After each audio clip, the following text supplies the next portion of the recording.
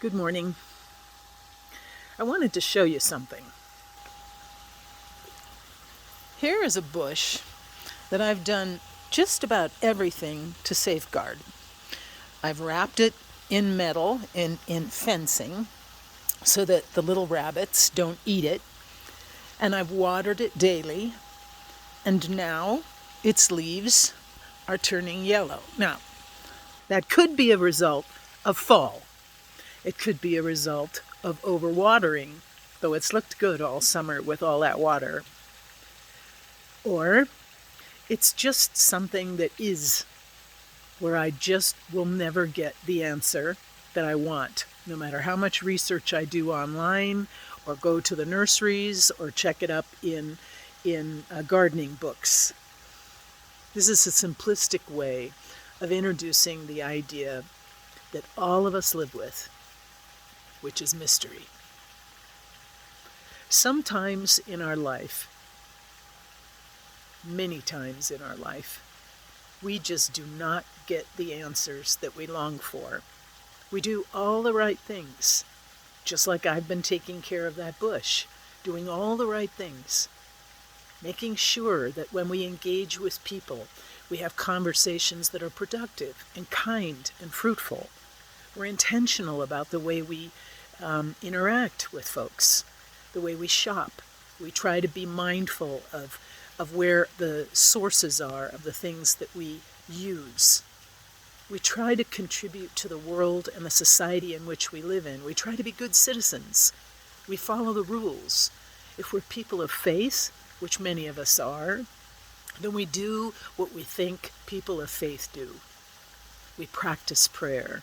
We engage in forgiveness of ourselves as well as others. We live a life that we try to witness to a truth that is hard to anchor ourselves in this world. We know that the promise of the next world holds much for us and often is a motivation. And yet, in our life, it is really important to reconcile that no matter how right we are, how well we behave, how absolutely meticulous we are about trying to live according to the rules, there are times when no matter what we've done, or what we've said, or what we hold to be true, we still won't get the answer that we expect. Western thinkers, especially North Americans, believe, I for one, 2 plus 2 equals 4. 2 plus 2 does not equal 3.5, 3 1/8, 2 1/4. It equals 4. So if you behave in a certain way and you do it long enough, there's an expected outcome. And yet at this point in our lives, we know that's not true. And for many of us, it can break us. We expect things to go the way they should. We've done our part, and therefore the result is evident. It's only fair. It's only right. And yet, as people of faith, we know that that is not often the case. God lives in the black and white, definitely. God lives in the black, God lives in the white.